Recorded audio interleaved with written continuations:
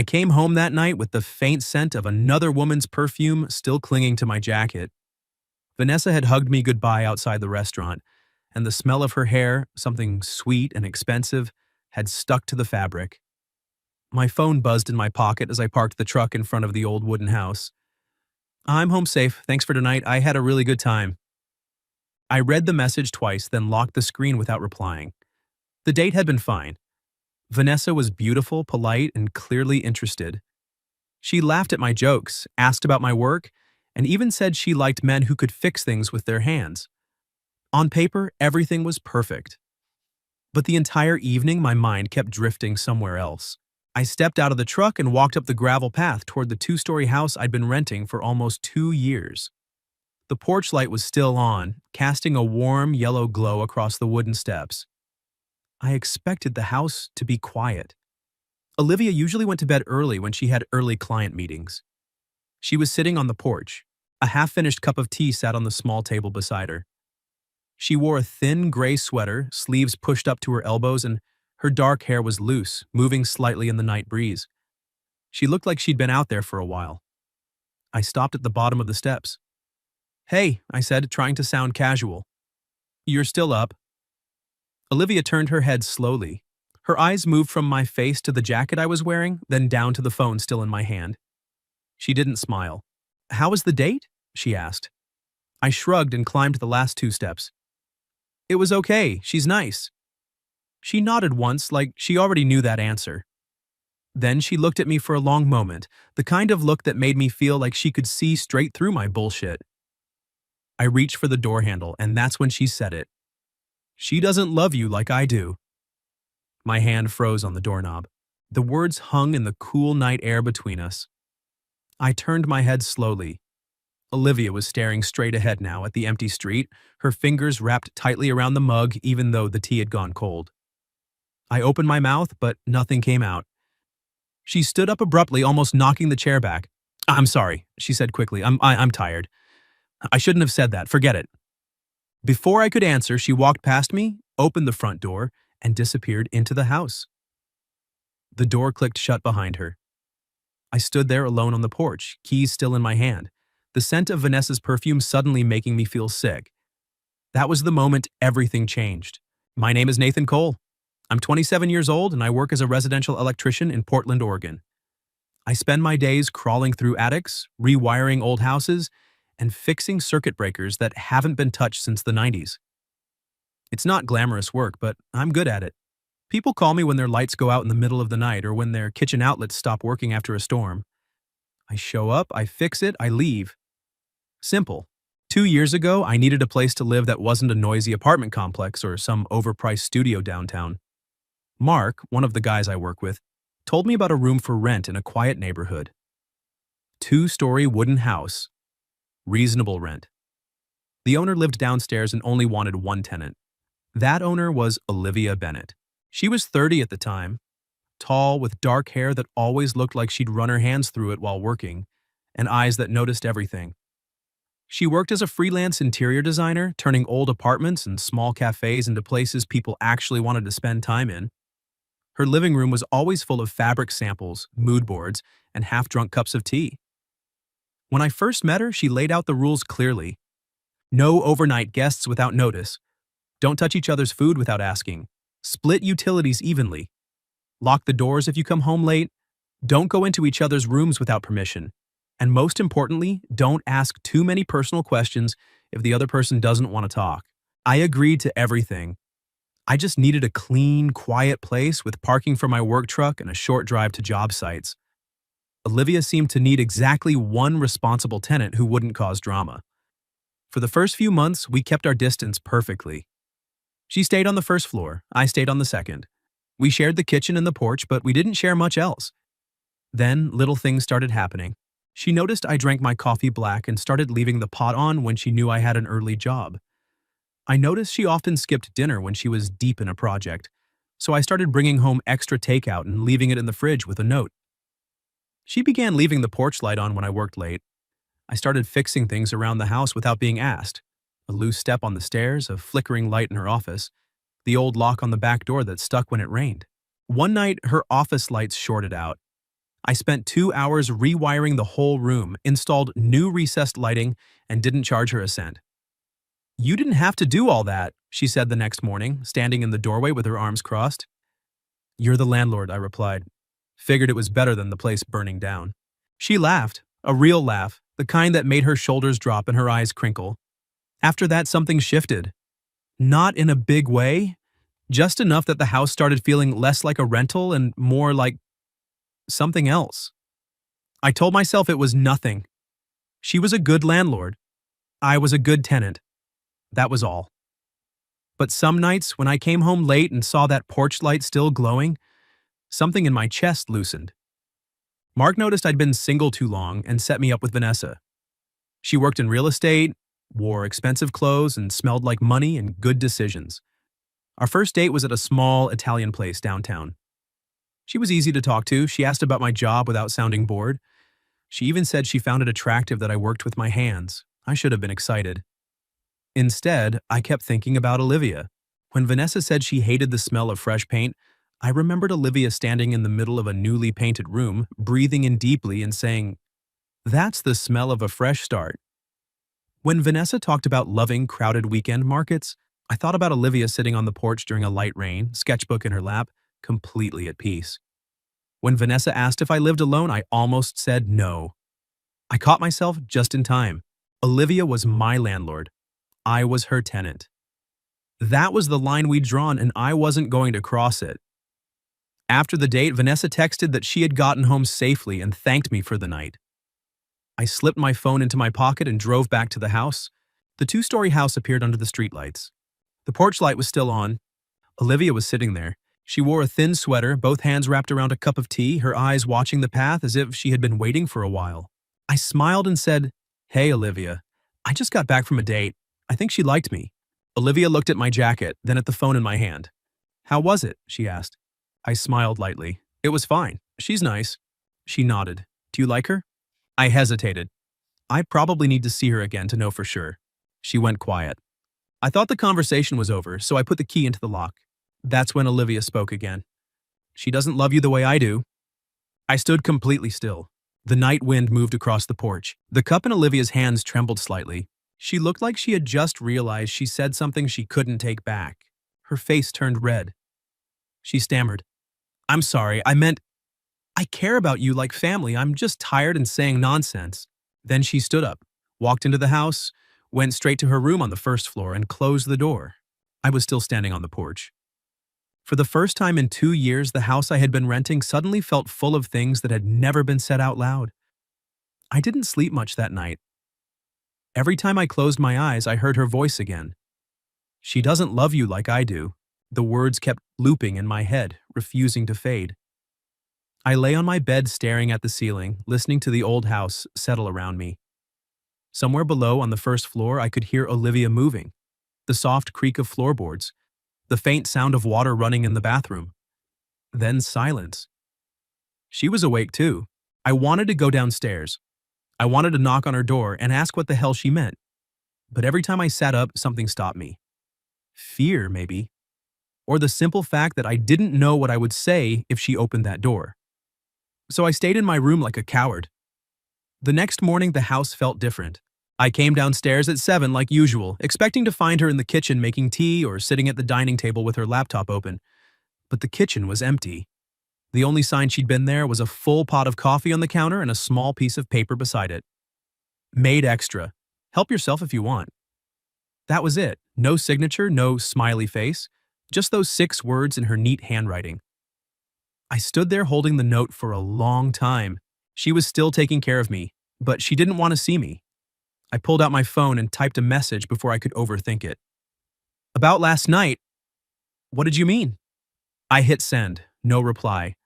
I waited 5 minutes, then 10, then 20. Nothing.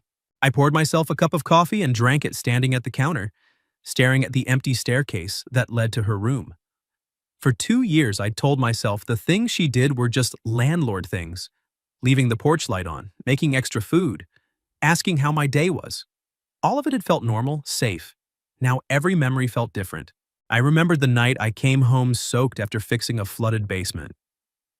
She'd handed me a towel without saying a word, then made me sit at the kitchen table while she heated up leftover soup. I'd thanked her and called her a good landlord. She'd just smiled and gone back to her work. I remembered the time her car wouldn't start, and I spent an hour under the hood while she stood nearby holding an umbrella over both of us. She'd said, "You really don't have to do this." I'd answered, "It's fine. I'm already here."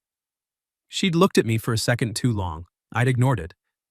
By the time I left for work that morning, my chest felt tight. I kept checking my phone between jobs, but there was still no reply from Olivia. Around noon, I got a message from Vanessa instead. "Hey, I had fun last night. Want to grab dinner this weekend?" I stared at the screen for a long time before typing back, "Can I get back to you later?" It wasn't fair to her. I knew that. But my head was too full of someone else to give her an honest answer. When I got home that evening, the house was quiet again. Olivia's shoes were by the door, so she was home. But her bedroom door on the first floor was closed. On the kitchen counter sat a plastic container with a sticky note on top. "Dinner. You always skip meals when you work late." I opened the container, chicken and rice, still warm. Something inside me cracked a little. I walked to her door and knocked. "Olivia, I need to talk to you." Silence. I waited almost a minute before I heard the lock turn. The door opened slowly. She stood there in an old t-shirt and sweatpants, her hair messy like she'd been lying down. Her eyes were slightly red, but her voice was steady when she spoke. "I'm sorry about last night," she said. "I had no right to say that. You can forget it ever happened." I looked at her. "Did you mean it?" The question hung between us. Olivia exhaled slowly, like she'd been holding her breath for hours. She stepped back and let me into her room for the first time in 2 years. It was smaller than I expected. A bed, a desk covered in design sketches, a small bookshelf, and a single armchair by the window. Everything was neat except for the pile of fabric samples on the floor. She sat on the edge of the bed. I stayed standing. "I didn't plan on feeling this way," she said quietly. "I know the rules. I made them. Landlord and tenant, that's what we agreed on." I didn't interrupt. "It started small," she continued. "The way you always asked if I'd eaten when you came home late. The way you fixed things without being asked. The way you never pushed when I didn't want to talk. I told myself it was just you being decent. But then I started waiting for you to come home. I started leaving the light on even when I knew you'd be late. I started cooking extra food on purpose." She looked down at her hands. "I've been alone in this house for a long time, Nathan. After my last relationship, I built walls, rules, distance. I thought if I kept everything controlled, nothing could hurt me again. And then you moved in, and slowly, without me noticing, those walls started coming down." She finally looked up at me. "I didn't want to fall for my tenant. I really didn't. But I did." My throat felt tight. "I've been trying to ignore it," she said, "trying to keep things normal. But last night, when you came home smelling like someone else, I just couldn't pretend anymore." I ran a hand through my hair. "Olivia," she held up a hand. "You don't have to say anything. I already know how this ends. You're a good guy. You won't want to make things awkward. You'll probably start looking for a new place soon. I get it." "That's not what I'm thinking," I said. She smiled, but it didn't reach her eyes. "You're thinking about it now, though, aren't you?" I didn't answer right away because she was right. Part of me was thinking about it. Not because I wanted to leave, but because I suddenly realized how much I didn't want to. "I've been calling you my landlord in my head for 2 years," I said. "Every time I felt something, I told myself it was inappropriate, that you were off limits, that this was just a rental arrangement." Olivia stayed quiet. "But last night changed everything," I continued, "and I don't know what to do with that yet." She nodded slowly. "I don't want to stand here waiting for you to decide if I'm worth choosing," she said softly. The words hit me harder than I expected. She stood up and walked to the door. "I think you should go upstairs, Nathan. Take some time. Figure out what you actually want, because I can't keep doing this halfway thing anymore." I stepped out into the hallway. She didn't close the door right away. "I'm not asking you to love me back," she said. "I'm just asking you to be honest, with me and with yourself." Then she gently closed the door. I stood in the hallway for a long time, staring at the wood grain. Upstairs, my room felt 1,000 miles away. That night, I lay in bed again, listening to the house breathe beneath me. I could hear her moving around downstairs, the soft sound of drawers opening, the faint clink of dishes being washed, then nothing. The distance between the first floor and the second had never felt so wide. I thought about Vanessa's message still sitting unanswered on my phone. I thought about the way Olivia's voice had cracked when she said she didn't want to wait for me to choose. And I thought about every small thing she'd done for me over the past 2 years that I had filed away under landlord duties instead of what it really was. Care. Real, quiet, patient care. I closed my eyes and whispered into the dark even though no one could hear me. I'm sorry it took me this long to see you. The next morning, Vanessa texted again. Hey, just checking in. Dinner this weekend? No pressure. I stared at the message for almost 10 minutes before I replied. Can we meet today instead? I need to talk to you. She agreed without asking questions. We met at the same cafe where we'd had coffee after our first date. She looked beautiful in a simple white blouse and jeans, her hair pulled back. When she saw my face, her smile faded a little. You don't look like someone who's here to plan a second date, she said gently. I sat down across from her. I'm not, I admitted. I'm sorry. Vanessa nodded slowly, like she'd already prepared herself for this. It's the woman you live with, isn't it? She asked. I blinked. How did you mentioned her 3 times during our date, she said with a small smile. Not by name, just her. The way your voice changed when you talked about the house. I'm not stupid, Nathan. I looked down at my coffee. I didn't mean to lead you on, I said. I really thought I was ready to meet someone new, but I'm not. Not while I'm still figuring out what's happening in my own home. Vanessa reached across the table and squeezed my hand once. Then go home and figure it out, she said, before that woman starts thinking she's just the backup plan. Her words stayed with me the entire drive back. When I pulled up in front of the house, my stomach dropped. Olivia's car was in the driveway and the front door was open. Inside the living room, I saw a small black suitcase sitting by the couch. She was leaving. I walked in slowly. She was in the kitchen, writing something on a notepad. When she heard my footsteps, she turned around. Her eyes were tired. You're going somewhere, I said. She nodded. My sister's place. Just for a couple of weeks. I need some space. Why? Because I can't keep living under the same roof with you and pretending that nothing happened, she said. I can't keep cooking for you and leaving lights on and acting like I'm just being a good landlord. It's killing me. I stepped closer. I ended things with Vanessa. Olivia froze. I met her this afternoon, I continued. I told her I couldn't keep seeing her, not when my head is somewhere else. Not when the only person I actually want to come home to is standing right in front of me. She looked at me for a long time. Don't say things like that if you're not sure, she whispered. I am sure about one thing, I said. I don't want you to leave this house. Olivia laughed, but it sounded broken. Nathan, this is my house. I know, I said, and I'm the one who can walk away anytime. That's what you're afraid of, isn't it? She didn't answer. I moved closer until there was only a foot of space between us. I've been using the word landlord like a shield for 2 years, I told her. Every time I felt something real, I told myself it was inappropriate, that you were off limits, that this was just a convenient living arrangement. But last night, when you said you didn't want to wait for me to decide if you were worth choosing, something broke open. Olivia's eyes filled with tears. I'm scared, she admitted. I'm scared you're only saying this because you saw me packing. I'm scared you'll wake up in a week and realize you made a mistake. I might be scared too, I said. But I'm more scared of letting you walk out that door and never fixing what we broke. She looked down at the suitcase.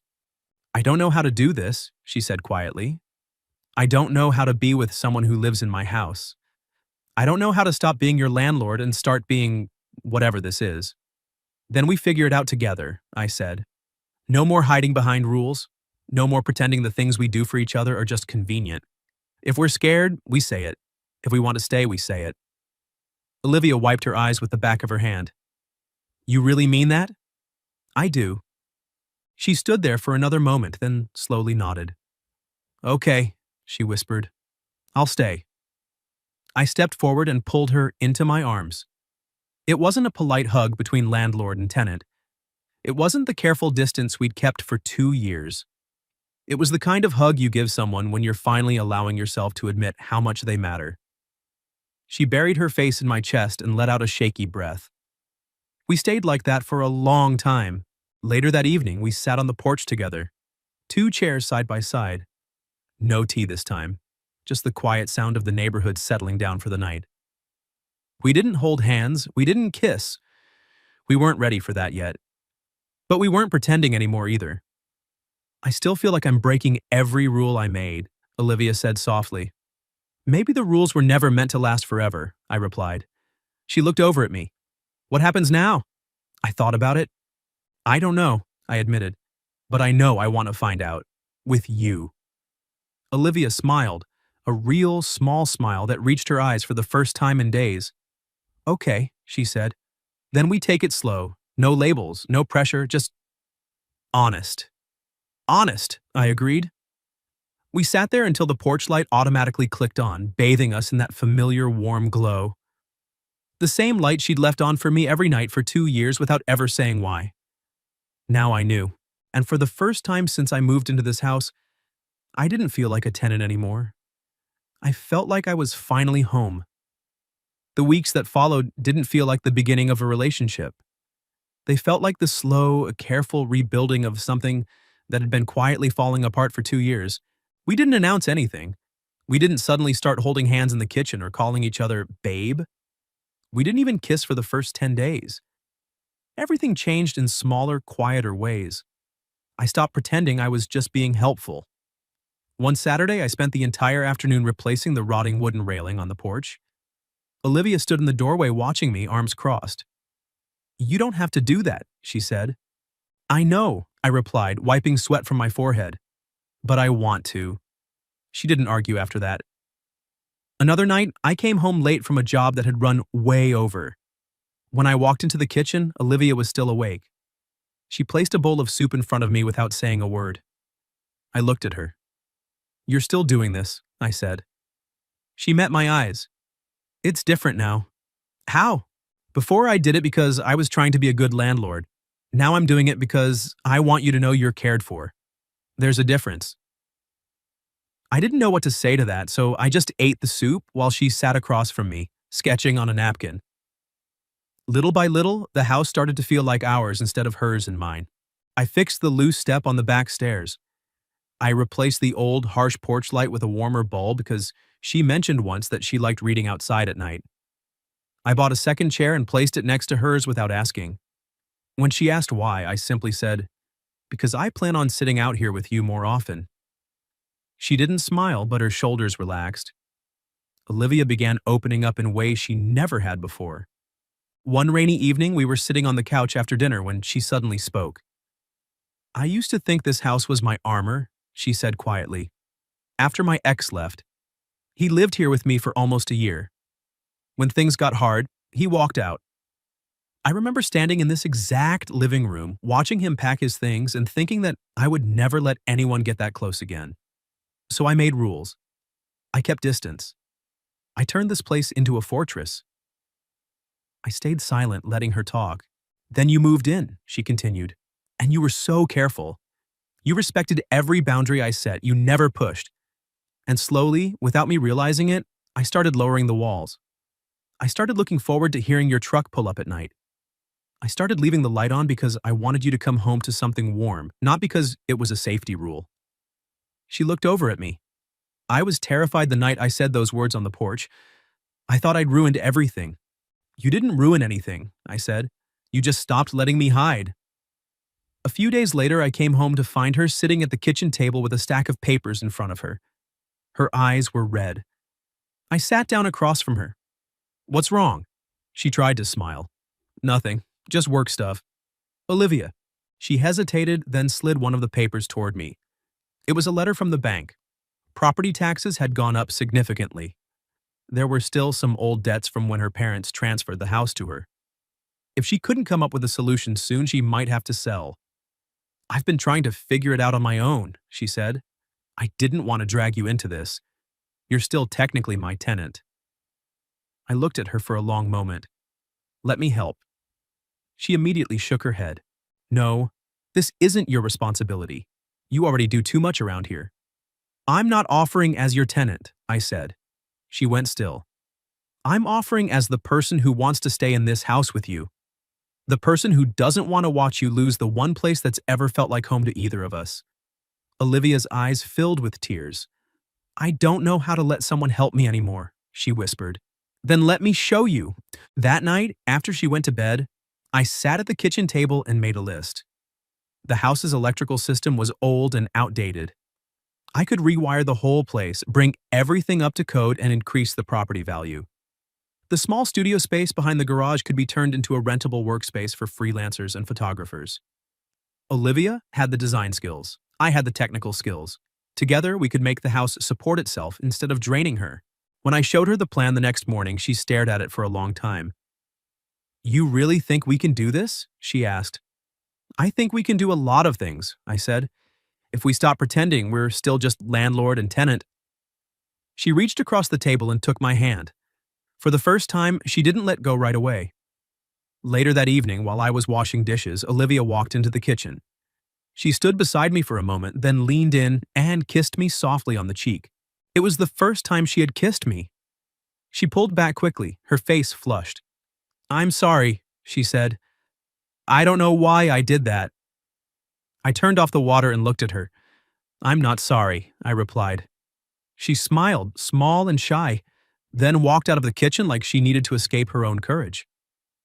I stood there with soapy hands staring at the empty doorway and realized something important. The walls she had built around this house were finally coming down, and I was the one standing inside them with her. The months that followed were the busiest and the quietest of my life. We didn't rush into anything, we worked on the house instead. Every weekend, I rewired sections of the old electrical system while Olivia redesigned the spaces around me. She chose soft colors for the porch, added warm lighting in the studio behind the garage, and turned the dusty storage room into a bright, welcoming workspace with plants and clean white walls. I installed new outlets, fixed the grounding, and made sure everything met code.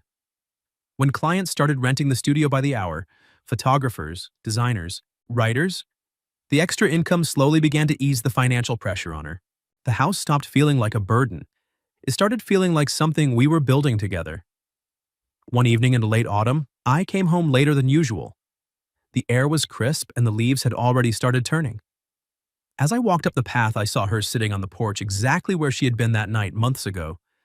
The night everything changed. 2 steaming mugs sat on the small table between the chairs. I smiled as I climbed the steps. You're getting predictable, I said. Olivia looked up at me, a soft smile on her face. I figured you'd be tired. Thought you might want something warm. I sat down in the chair beside her, the one I had placed there weeks earlier, and picked up the mug. The tea was exactly how I liked it. No sugar. Strong. We sat in comfortable silence for a while, watching the streetlights flicker on one by one. Hôm nay on Met Kong? She asked quietly. I nodded. A little, but I wanted to come home. She glanced over at me. To this house? I turned to look at her. To you. Olivia lowered her gaze, but I saw the small smile she tried to hide. A moment later, she spoke again, her voice softer. I still feel embarrassed about what I said that night. Which part? She gave me a look. Don't pretend you don't remember. I chuckled. You mean the part where you told me the woman I was dating didn't love me like you did? Olivia covered her face with one hand. I can't believe I actually said that out loud. I reached over and gently pulled her hand down. You were just being honest, I said, and I needed to hear it. She studied my face for a long moment. If I hadn't said anything that night, would you have figured it out on your own? I thought about it honestly. Probably not for a long time, I admitted. I was really good at lying to myself. I would have kept calling you my landlord. I would have kept going on dates with women who weren't you. And every night I would have come home and told the only person I actually wanted to talk to about my day. Olivia leaned her head against my shoulder. I'm glad I said it, she whispered. Even if it was terrifying. I rested my cheek against her hair. Me too. We stayed like that until the tea grew cold. The porch light glowed warmly above us, the same light she had left on for me for over 2 years. Only now I finally understood what it had always meant. This house had never just been a rental. It had been her way of saying come home without ever having to say the words out loud. And now, I was finally listening. Some loves don't begin with grand gestures or perfect confessions. Sometimes they begin with a single sentence spoken on a quiet porch when someone's heart is breaking. A sentence that breaks every unspoken rule. A sentence that forces two people to stop hiding. Olivia and I didn't have a dramatic beginning. We had 2 years of careful distance, followed by one painful truth that changed everything. But as I sat there with her head on my shoulder in the quiet house behind us, I knew one thing for certain. I wasn't renting anymore. I was home.